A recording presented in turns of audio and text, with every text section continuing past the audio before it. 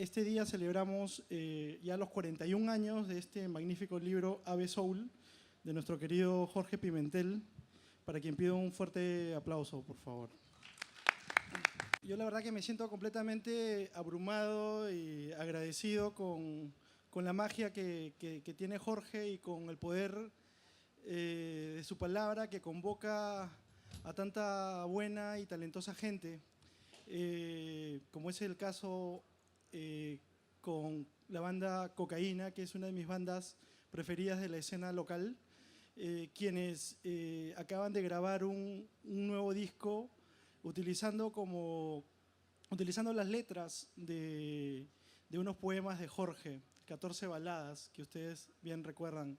Me acompaña Jorge Ramírez, el baterista y cantante de la banda, y Ignacio Briseño, que también es cantante en la banda y además es un súper guitarrista.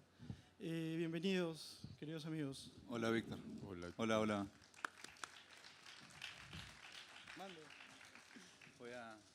Vamos a mandar un video precisamente de la banda, una de las 14 baladas.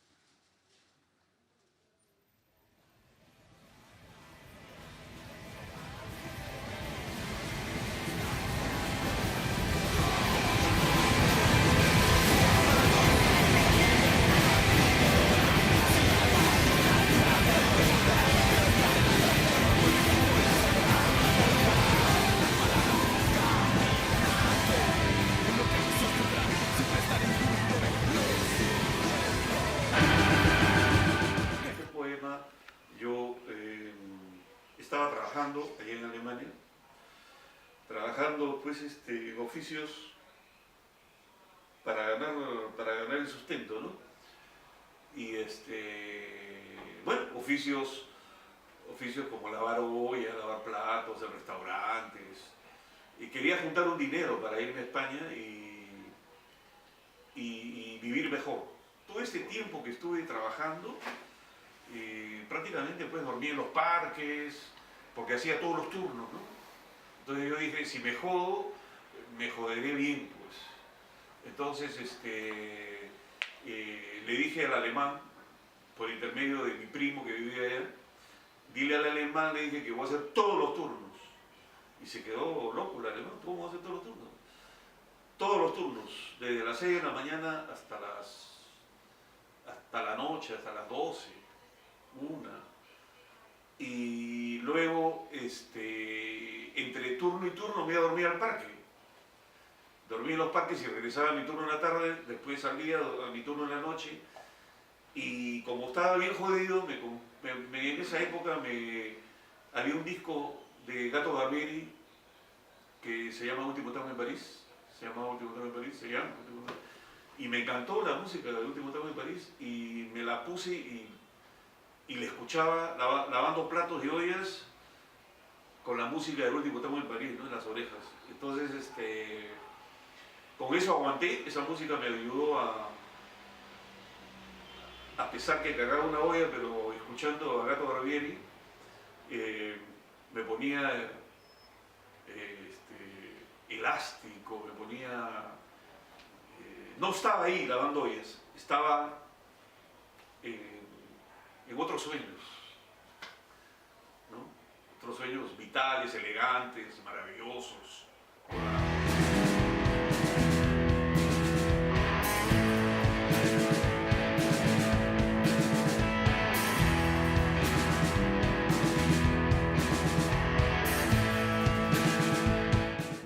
Todas estas experiencias hicieron pues que dejar esta ciudad ha sido uno de los pocos poemas así de inspiración vital, ¿no? Todo lo que todo lo que he escrito sobre dejar una ciudad, todo eso es verdad. Por ejemplo, yo vivía en un apartado solo en Münster, pero las calles de Münster pues son desoladas, y vi, por ejemplo, el invierno y cómo se posaba un águila encima de un árbol, el viento, cómo caminaba por el paisaje.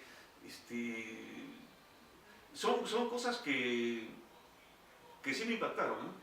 Claro, me sentí como un pata que tiene una guitarra y se va de una ciudad, ¿no?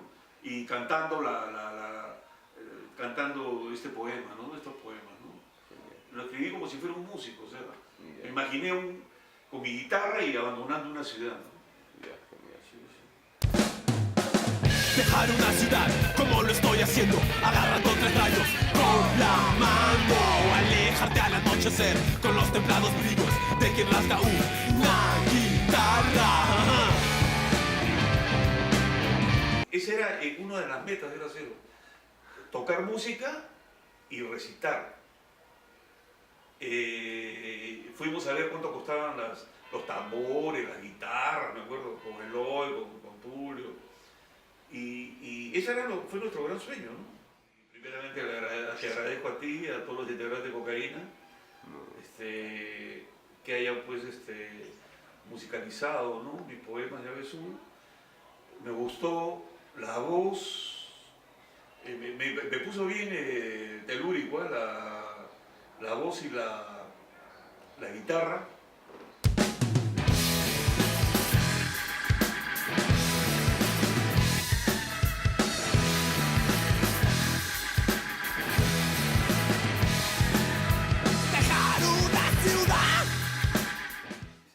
Me gustó el desarraigo que hay, me gustó la botada, la guitarra, la batería, y me quedé realmente estúpido, porque no pensé que fuera, ¿cómo se llama? Tan lograda toda la música, ¿no? Tanto en las voces como en los sonidos. Porque he escuchado otra gente joven que tiene sus bandas, pero no tiene pues esa fuerza, ese desarraigo, esa locura, ese desarraigo para tocar tanto en la voz, como la batería, como la guitarra. Me encantó. Me encantó. El video grabó Jorge a Jorge, justamente para que sirviera de promoción al disco que ustedes grabaron.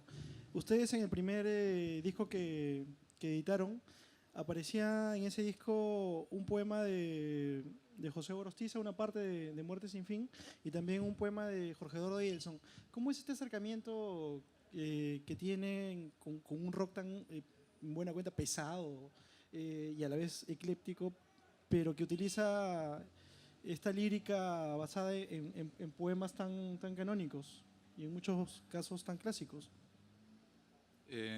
Mira, para mí yo creo que hay 2 factores importantes, y uno es que en la universidad, creo que yo he estudiado con Jorge en la universidad y estudiamos literatura, y en realidad lo que buscábamos probablemente lo encontramos en uno o 2 profesores, y el resto fue, por decirlo de alguna manera, cualquier cosa en relación hacia nuestros objetivos vitales, ¿no? Pero uno de esos 1 o 2 profesores, yo creo que algo que nos transmitió fue una suerte de desacralización de la poesía, ¿no? Como tú dices, o sea, poemas canónicos o no, hay siempre como un cierto miedo a abordar la poesía, ¿no? O sea, recitar no es fácil, incluso leer no es fácil, ¿no? O hablar de ello, ¿no? Entonces, con esa desacralización ya teníamos como un campo más, ¿no? Y por un campo más me refiero porque nuestra intención creo que nunca ha sido objetivamente vamos a musicalizar poemas, sino que un poema, como se puede cruzar alguien y te genera algo, un poema puede ser un suceso, ¿no? Y en ese sentido te impacta, ¿no? Entonces puede generar ese acercamiento. Y por otra parte creo que también muchos poemas, y que creo que es el caso de lo de Jorge y que está implícito en su título, es que hay poemas que piden ser cantados, ¿no? O sea, lo ves y es una canción, ¿no? Y creo que incluso, si se me permite decir esto, pertenece más al aire, o sea, al sonido, a la canción, que a la página. Sí, de hecho, y lo comentaba Jorge en el video, ¿no? Hablaba de que la intención era que el canto se hiciera poesía y viceversa, ¿no? Y esa es una premisa de la poesía modernista, ¿no? Pound hablaba justamente del canto, del canto. Jorge, tocayo de nuestro querido Jorge, ¿cómo fue este acercamiento con el poeta? ¿Cómo decidiste, junto a Ignacio y a los demás miembros de la banda, llevar a cabo este proyecto que, a propósito, les quedó magnífico realmente? Bueno, más o menos como comenté Ignacio, ¿no? Fue de una manera, no sé si natural o no espontánea definitivamente, ¿no? Pero no buscaba a propósito. Ocurrió que el libro llegó a mí, me lo regaló mi madre en Navidad y creo que a Ignacio se lo regalaron también en esa misma fecha o muy cerca de esa fecha. Y creo que cada uno tuvo una lectura independiente, ¿no? Del libro y por ahí quizá hablamos del libro alguna vez, pero no muy explícitamente. Y no recuerdo exactamente cómo, ¿no? Ni en qué momento, o sea, recuerdo que solo con la guitarra, así como tanteando cosas, una de las primeras baladas, no sé si fue la primera o otra, ¿no? Pero fue como rápidamente entró dentro de una canción, ¿no? Y no sé si quizá en muy poco tiempo se armaron como no sé, 5, 6, ¿no? Entonces cuando ya tenía todas esas fue como, bueno, tengo que hacer definitivamente las 14, ¿no? Y hice como 12, en realidad no pude hacer 2, ya no podía tocar más la guitarra, no me sabía más notas, no sé. Y por ahí también en un momento compartí alguna de esas canciones con Ignacio quizás, ¿no? Porque era algo que no pensaba quizás hacer con la banda y al compartirlo con Ignacio generó en él una reacción que de hecho yo no esperaba y eso hizo que conjugué también con un momento de la banda en el cual se habían sumado 2 integrantes, éramos 3 antes, solamente una guitarra, un bajo, una batería, y entraron una guitarra adicional y un teclado adicional, ¿no? Que de alguna manera, agarrando lo que yo había hecho en la guitarra, que era muy simple, ¿no? Como base, terminó sonando pues algo como, no sé, de hecho el disco no es flaco, por decirlo de alguna manera, no es quizá muy espacioso en ese sentido y sirvió como un punto de quiebre musical para la banda, ¿no? Entonces creo que eso fue quizás lo esencial o lo valioso, ¿no? En el sentido de que comenzó como algo muy íntimo y llegó a ser algo que realmente está construido por 5 personas y que no funciona si no están las 5 personas, ¿no? Y creo que es quizá lo que tiene la música, la poesía o el arte cuando, digamos, llega a donde tiene que llegar, tiene esa capacidad, ¿no? De poder compartir algo que no sé. De hecho, a mí quizá en algún momento me dio como vergüenza, me sentí cohibido de mostrarle a Ignacio la canción porque, no sé, pensaba que quizá no era tan chévere o algo así, ¿no? Y no fue así, entonces es como, eso valió la pena. Y bueno, ¿y qué hay en el poema que llame la atención? No sé, creo que es un poema como redondo, ¿no? Es un poema extraño, una clase de poema que no había leído antes, ¿no? O sea, un poema que comienza 14 veces con el mismo verso, pero luego no dice lo mismo en el resto del poema y todos son poemas cortos, ¿no? Todas sus partes son cortas. Como decía Ignacio también, como que pedía ser cantado, ¿no? No podía, creo que no podía leer eso y no hacer algo de o sea, música al respecto, ¿no? Sí, de hecho, ayer Senel Paz hablaba de las adaptaciones, el guionista de Fresa y Chocolate, de las adaptaciones de libros a películas, por ejemplo, ¿no? Y decía que, y bueno, Cercas también lo comentaba, que en realidad hablar de fidelidad es algo absurdo, porque termina siendo, por más que te hayas basado en algo, algo completamente distinto. Y si es que hubiera, yo pienso, algo en lo que han sido completamente fieles ustedes en relación a los poemas, además de las letras, es a esta especie de leitmotiv que se repite en los poemas, pero también a lo largo de todo el disco. Es una especie de riff al que vuelven siempre, que es envolvente, Sí. y es como una gran canción en 14 estancias finalmente. Yo les quería preguntar finalmente cómo podrían definir en una sola palabra, porque yo le comentaba a Sebastián Pimentel, el hijo de Jorge, quien ha sido fundamental en este proyecto y en el proyecto de la biblioteca Jorge Pimentel. Le comentaba que yo había leído en fotocopia Ave Soul y que había leído Kenacor y Balón 10 en una edición que tenía un muy buen amigo mío. No le devolví el libro. pero cuando pude conseguir un libro que era la edición de 2008 que sacaron Arturo Giga, Jerónimo Pimentel y José Carlos Irigoyen, una edición preciosa, y está completamente agotada, fue otra sensación y lamentablemente cometí el error de prestar ese libro y no me lo han devuelto. Entonces, si alguno de ustedes tiene ese libro, se lo cambio por alguno de ellos.